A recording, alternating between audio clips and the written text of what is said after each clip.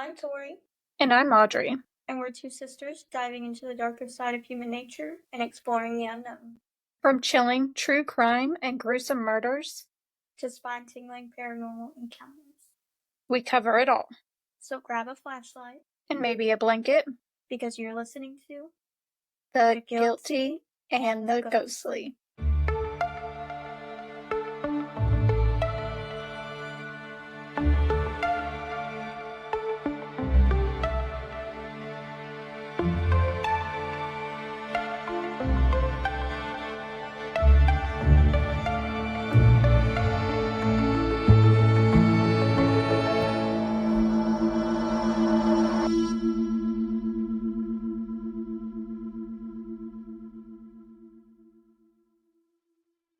I am ready.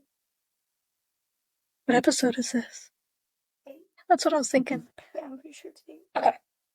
Okay, well, let's get into it. Here we go. 10 o'clock. 10:08 on Wednesday. Okay. Because it's late. You been working? Yeah. Me too. But the kids have been driving me nuts with practices and going here for the summer and going there for the summer.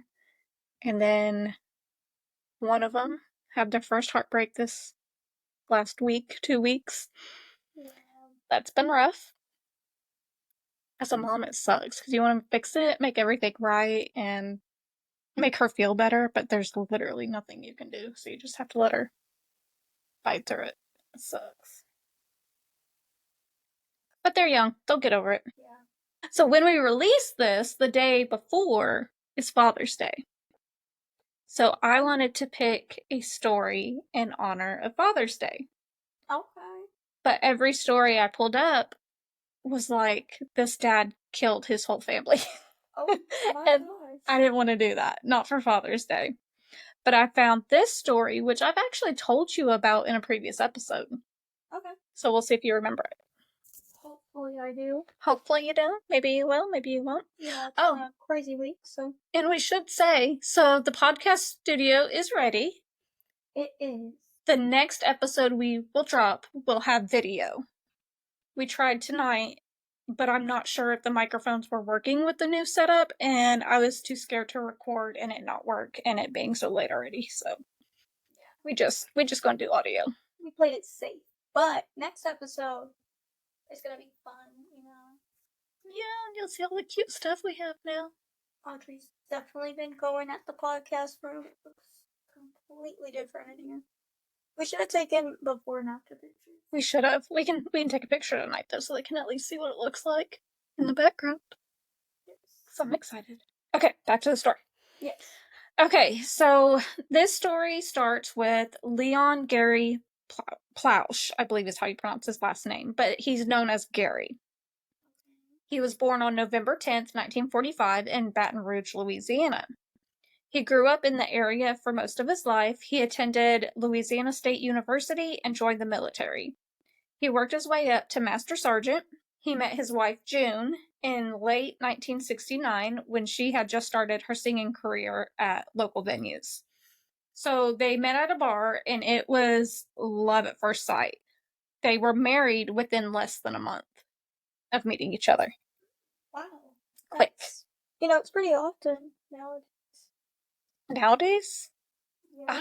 I guess it is, isn't it? Yeah, it is. It happened a lot back then, too, though, but I feel like they stuck together longer because it was kind of frowned upon, but yeah, that's wild. I couldn't imagine marrying somebody within a month because you don't know them.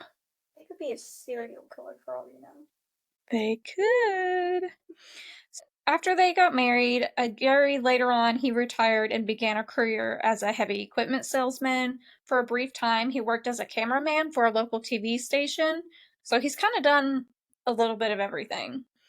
He was a big LSU fan and the New Orleans Saints fan. He enjoyed fishing, cooking. He also coached a little league team.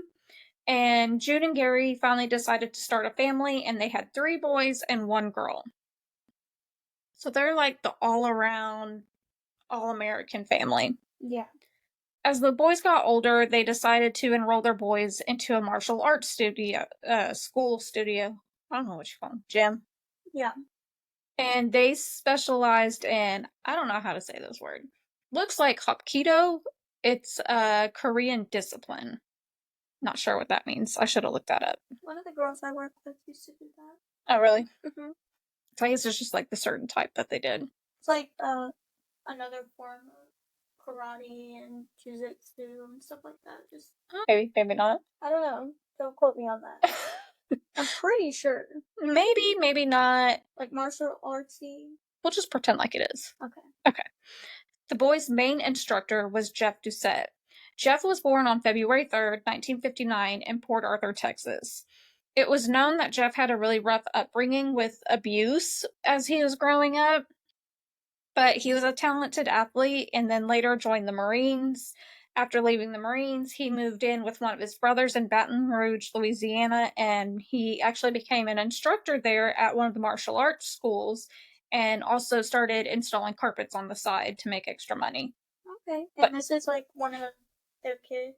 No, this is their kids' martial arts coach. Okay. So he like I said, let's start over. He became an instructor at the martial arts school, and then he began installing the carpets on the side for his brother for extra money. He was well liked in the community by both parents and students of martial arts, and he would often travel outside the state with the students for competitions, including the Plauche family. The Plauche boys seemed to thrive in the martial arts community under Jeff's guidance. As the family became more involved with the sport, Jeff became closer to the Plauche family, particularly their son Jody. So Jody was born on April 27th, 1972. His talent really started showing in the martial arts community, and he decided to just focus all his time on martial arts. So he quit doing basketball and baseball to focus all his time on martial arts. How old was he at this time? Did it say? He would be, I'm not sure. He's younger than 11. I know that. Yeah, because you said he was born in 2002. 1972. Oh. We're way back when, girl. Vintage. Wow. Okay. So Jeff and Gary actually became really good friends. So the dad and the martial arts coach, they became really good friends. Gary even helped Jeff get a TV feature on Jeff's martial arts school. Jeff would often develop personal relationships with his students, taking them to the movies and the park, and even teaching them how to drive. The community trusted him entirely with their children. Red flag. Yeah, I'm kind of looking at you like giving me the side eye. That's going on there because when you mentioned he was, taking his time with one of their children, I was like, how old is this kid? Yeah. That's not really normal unless they're older, you know what I mean? And for me to have, which I know it was different back then, I could not imagine sending one of my children just with their coach on their own. Like, go to the movies with them, go to the park with them, let him teach you to drive. There are way too many creepos out there. Like, even in like May's private lessons, when it's just her and the coach, I'm in the room with them. Yeah. There's no way she's being alone with a coach. It's crazy. But, like you said, times were different. Yeah, it was back in the 1970s, so. Everybody was. We just. Yeah. And I don't know if it was that it wasn't well known. I think it was swept under the rug. People would just ignore it and be like, oh, that's Uncle Creepy over there. We just don't go over there. Eventually, June and Gary's relationship started to unravel. By August of 1983, they decided to separate. Gary soon moved out, and June had since given up on her singing career. June said that her relationship with Gary was very controlling. She was often accused of seeking attention from others, and she had grown tired of being accused of it. Soon, Jeff began spending more time with June and the kids, and they eventually started a romantic relationship. Oh, see, that's even strange, too, because Gary helped Jeff get his name out there. Yeah. And he's supposed to be, and he's going to move in on his girl? Like, what? Bro code, man. Bro code. It's giving red flags all over, but, I could just have it confused. Well, unfortunately, It wasn't very long, and soon things began surfacing about Jeff that showed he might not be the outstanding community pillar everyone thought he was. He was under investigation for fraud and embezzlement. He often wrote hot checks, and then he was selling sports equipment to supposedly raise money for their gym. But after people would give him money for like raffle tickets, or they would purchase certain equipment from him to help raise money for these competitions and stuff that they have going on, he would take their money and then he would just never give them the equipment that he supposedly had. What the?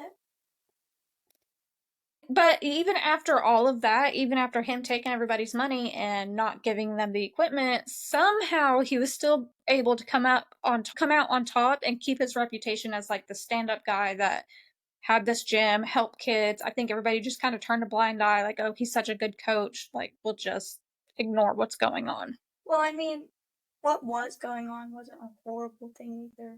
Like hot chicks, I know. Yeah, at that point, yeah. It's not like he's murdering somebody. Yeah, yeah.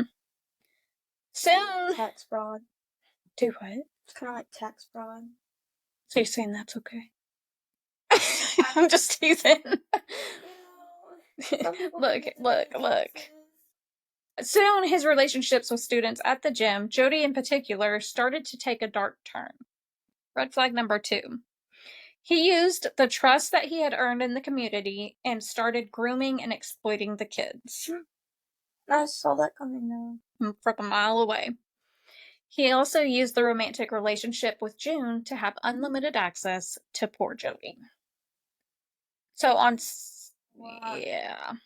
Sunday, February 19th, 1984, the Plauche family would be forever changed at the hands of Jeff. Jeff went to Jody's home and asked to borrow her car and asked if Jody could go with him to look at a carpet that he would be installing. Seeming like a normal day, June agreed. She just asked Jeff to have Jody back home at a decent hour that evening, since there was school the next day. So she's just thinking it's her boyfriend wanting to take her kid to go look at this job. Maybe he needs help with something. He'll bring him right back. But how old is the kid? Like 11 years old at this point. Why would he ask an 11-year-old to help him? Well, I mean, yes and no. And that's the tricky part here, to be the devil's advocate, is it wouldn't be any different than, I mean, it is, but it isn't. Like, if Seth was like, hey, can I borrow Jackson real quick to go do this real quick? I would send him with, no thought with Seth. But then again, that's his uncle, not mom's boyfriend. It didn't even say how long they were together, so I'm not even sure how long they were together. So, his true intentions were much more sinister. He had no plans of taking Jody to look at the carpet, but to kidnap the 11-year-old boy. Like, that's crazy. Yeah. Yeah. So, at this point, Jeff had told Jody that he was in debt and owed about $15,000. He told him that he needed to leave the state to avoid getting into trouble. He then convinced Jody to run away with him. Jeff went home and grabbed a sleeping bag, clothes, and other essentials, and they began heading to Port Arthur, Texas, to Jeff's mother's house. As time went on and no sign of Jody or Jeff, June started to call Jeff. But of course, he just didn't answer her calls. They kept going unanswered. She wasn't very concerned yet and decided not to tell her authorities at this time. So she's still thinking they're just not back yet. However, Jeff and Jody spent 2 days at Jeff's mother's house. Jeff asked Jody if he was still good with the plan of leaving state, and Jody was nervous about it. He really didn't want to, but at that point, he really didn't know how to tell him no. Like, that's his mom's boyfriend, that's his karate teacher. I mean, having that power dynamic, he didn't want to like rock the boat. He didn't want to disappoint his karate teacher or his mom's boyfriend. He's just like, yeah, let's go, let's do it. Or I mean, even so, he's so young. Mm-hmm. And probably really confused. It's all about that Jeff is literally grooming him, so he maybe wants to go, Yeah, exactly. He doesn't know any better. Exactly. He asked him if he was good with the plan for leaving state. Jody was nervous, really unsure at this point. He didn't really know how to say no, and this is his mentor, his mother's boyfriend. So Jody said yes, let's go. To make sure that they were not recognized, Jeff shaved off his beard and dyed Jody's hair. So he's totally altering their appearance to avoid being seen. They then got a bus ticket in Orange, Texas, and headed to Los Angeles, California. Once they arrived in Los Angeles, Jeff borrowed money from a friend and secured a room at the Hilton Hotel. So at this point, Mom's still thinking her kid's in Louisiana. They're all the way in California. The next day, he tried to get a more permanent place at Canoga Park, but was unable to. He then purchased tickets for the two of them to Anaheim, California.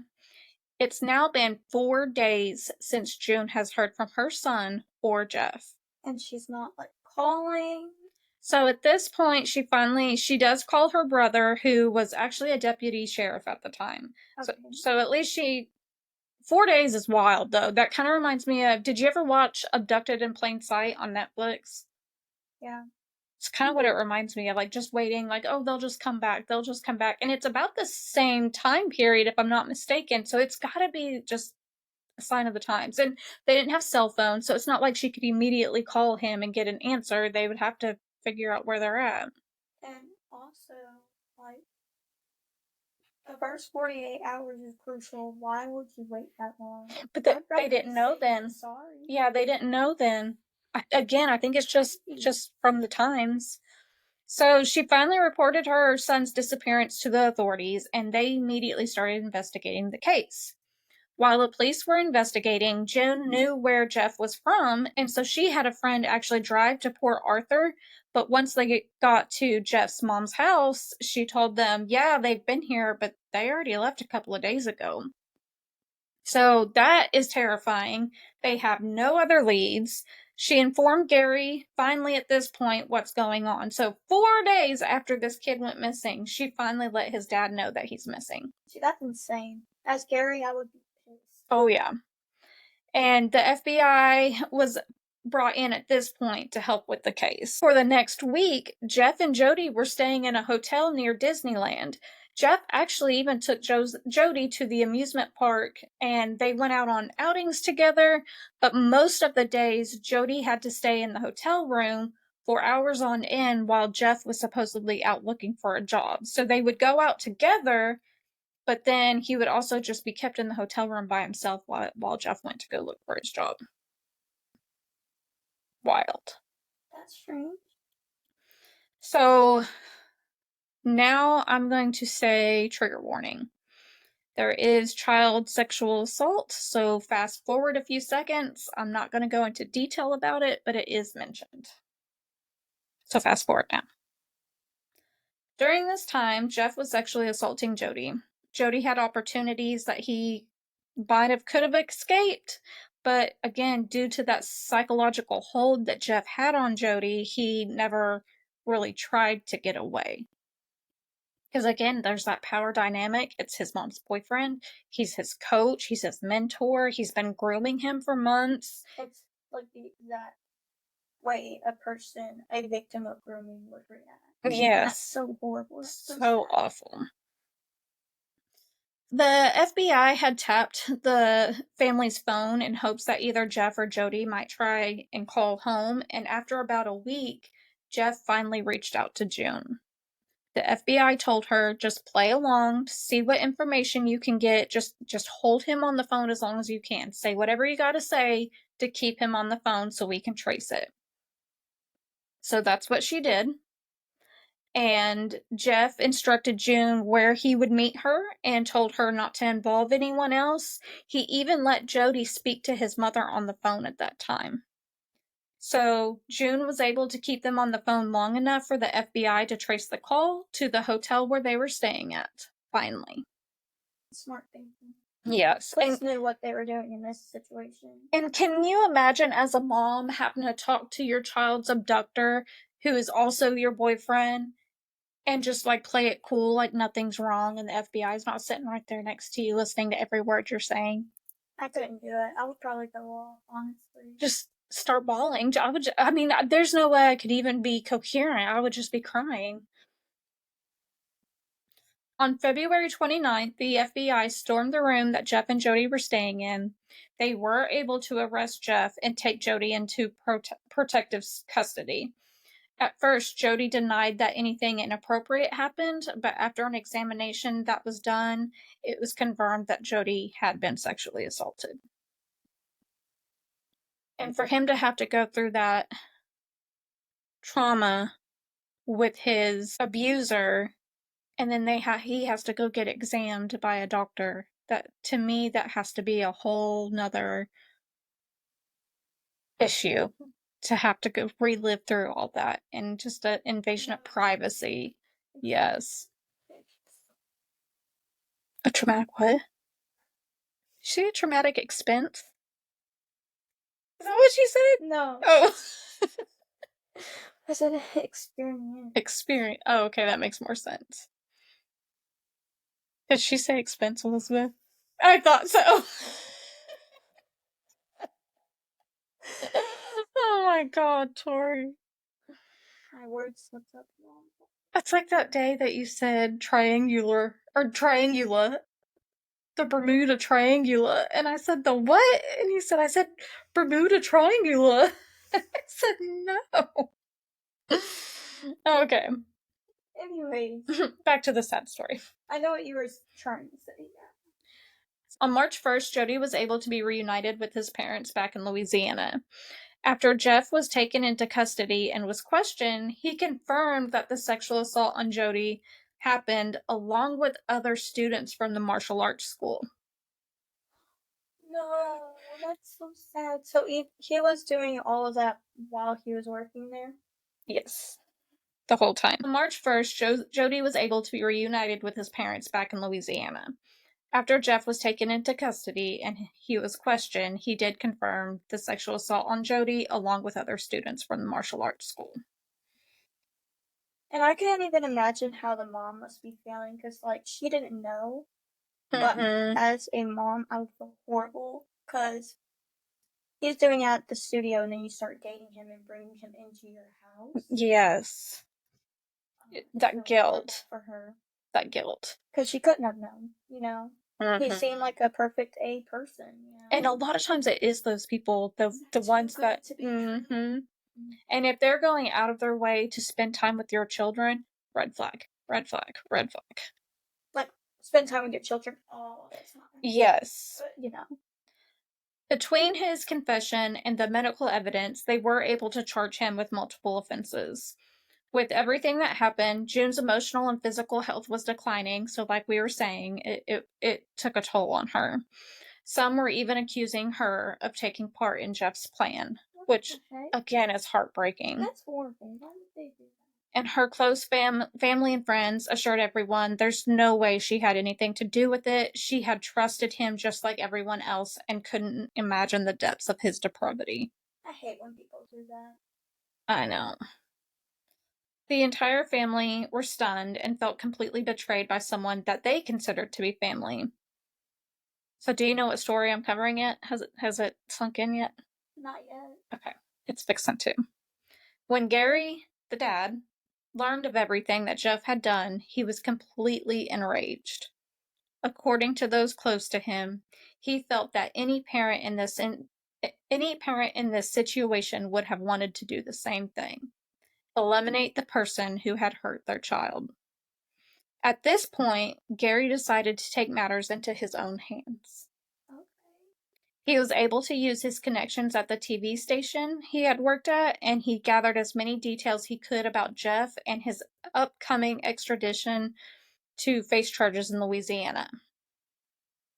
Gary soon learned that Jeff was scheduled to arrive at Baton Rouge Metropolitan Airport on Friday, March 16th, on an American Airlines flight from Dallas. Early that morning, Gary went to the airport wearing dark sunglasses and a cap to avoid being recognized. After checking the flight schedule, he sat in a cafe and he waited. As the time for Jeff's arrival was getting closer, Gary decided to go to the bar and have a drink to calm his nerves. The flight landed, and Gary went to the payphones near the plane's exit and called his best friend. He had confessed his entire plan to his best friend, and despite his friend trying to talk him out of it, Gary was dead set on what needed to be done. There was a TV crew setting up to get ready to video Jeff stepping off the plane. Jeff was handcuffed and being escorted by officers, one of them including Mike Barnett, the man who actually had to inform the family of Jody's abuse and what he had been through. Gary had a clear view of Jeff as he walked down the hallway. When Jeff was just a few feet away, Gary pulled out a gun and fired a single shot. Jeff collapsed on the floor, and Mike Burnett immediately restrained Gary and began asking, "Why, Gary, why?" Another officer grabbed the gun and immediately began to attend to Jeff, who had been shot in the right ear. Gary was not resisting at all. He surrendered immediately and allowed the officer to put him in handcuffs. All of this being captured by the TV station and was reporting live. Many viewers were watching the live broadcast when it happened, and although the number of viewers is unknown, the video has since been used in documentaries and is still posted online today, and those videos have millions of views. Wow. Do you want to see the video? Looking at. It's not gory or anything, and I may cut this part out just because I don't want this to be insensitive. It's not gory at all, like you don't see blood or anything. But this is the video. Yeah. It's crazy. That's insane. It is wild. But, I mean, any sane mother, father, guardian would do the exact same thing. Yeah, and that's what everybody says. Oh, if that happens to my kid, they won't need to go to prison because I'll take care of them. Yeah. So Jeff was rushed to a hospital, and he slipped into a coma. He ended up dying the next day due to the extensive blood loss. Gary was arrested and charged with second-degree murder.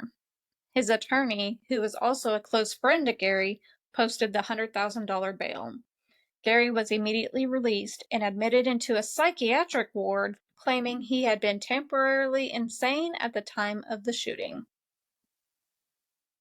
Gary's attorney, Foster Fox, was working hard on his defense and was determined to keep him out of jail. The defense argued that Gary's actions were the result of an emotional breakdown after learning about the abuse inflicted on his son. It was reported that Jeff had told his lawyer before being extradited that June had agreed to meet him in California.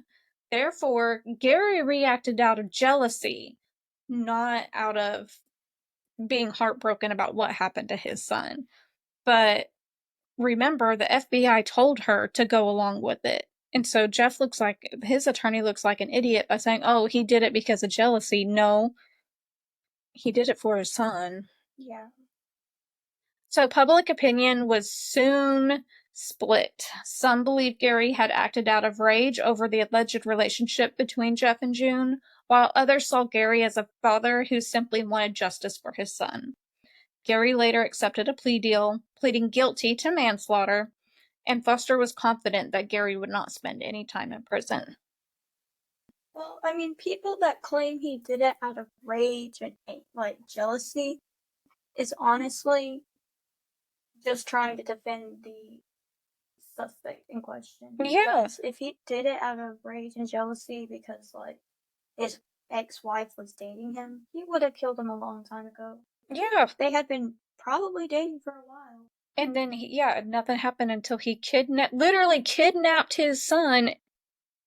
Yeah, it's wild. Or he was his martial arts instructor, if they did have a whole co-parenting relationship going on. He would have brought him to the practices, He would have been around him. Ample opportunity to do it before then. Exactly. Yep. So those people are crazy. They wildin'. I definitely believe the side of he was probably insane. He couldn't bear to have this person who literally ruined his child's life. Took his innocence. Exactly. Walking around, because I guarantee you, in that court hearing with the justice system and how it is, he probably would have only been sentenced for 5 years Yeah, and he'd be right back on the streets to do it to the next kid. Exactly. Which is infuriating. So during the courtroom proceedings, the defense presented evidence that Gary had experienced. Oh, I already read that.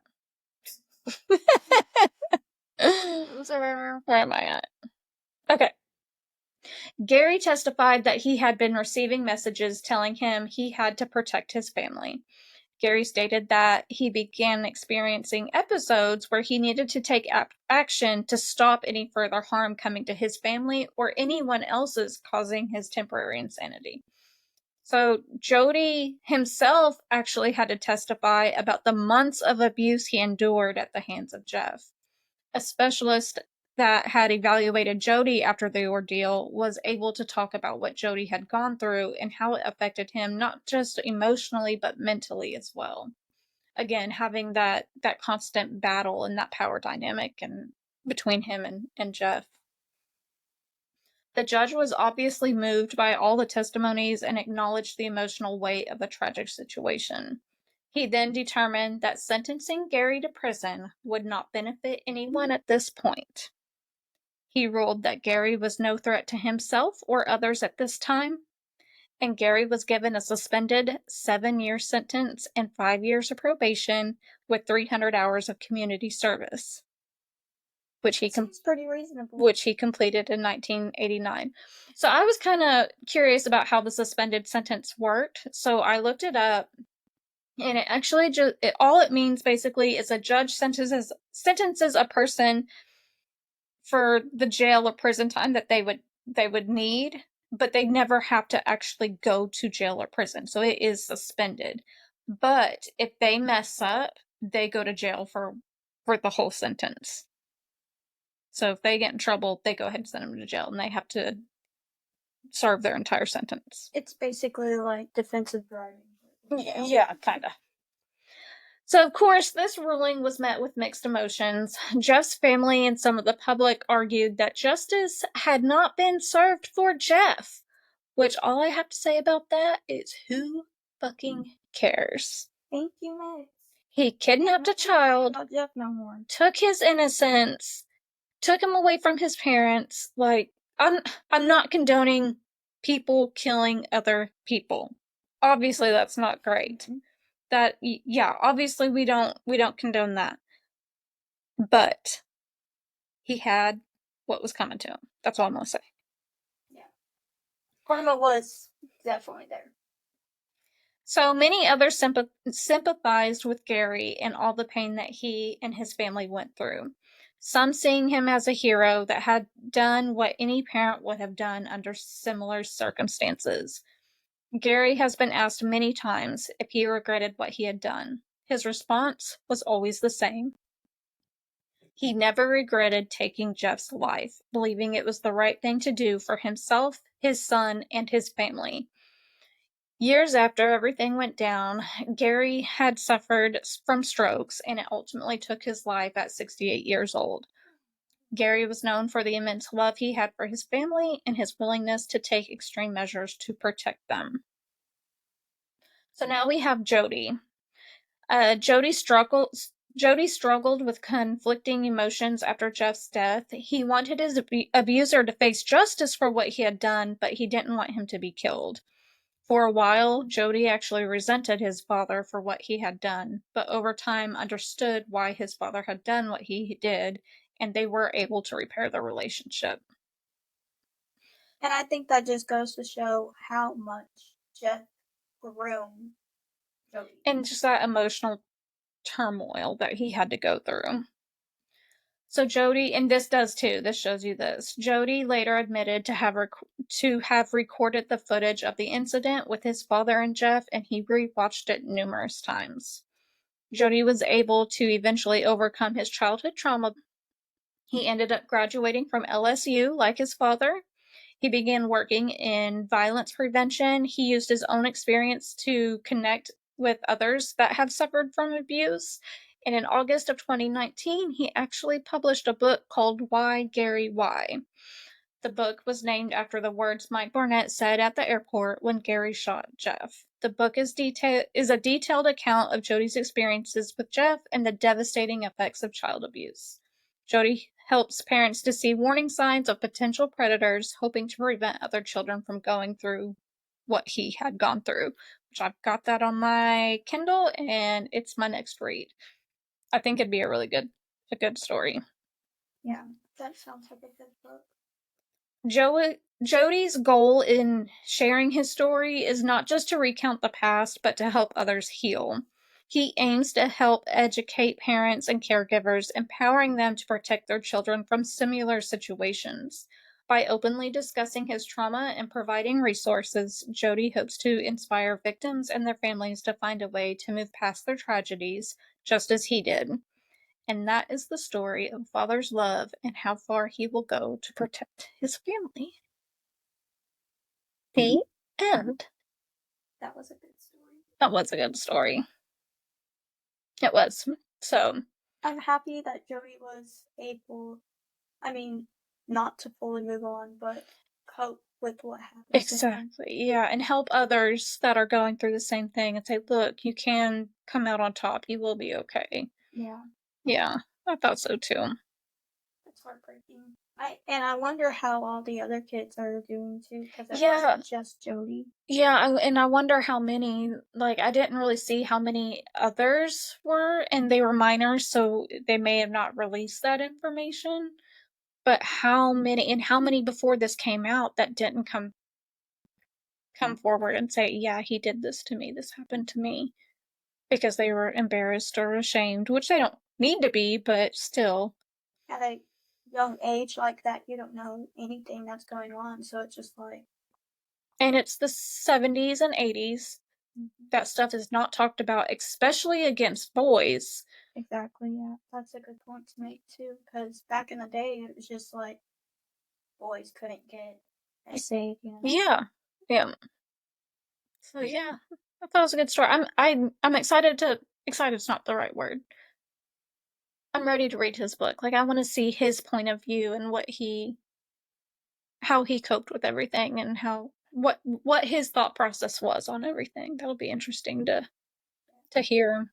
And also, the story, you said it ties in with Father's Day, but it also kind of ties in with men's mental health. Yes. Because that's this month. Yeah. So happy Father's Day. Take care of your mental health. Happy Father's Day to your dad.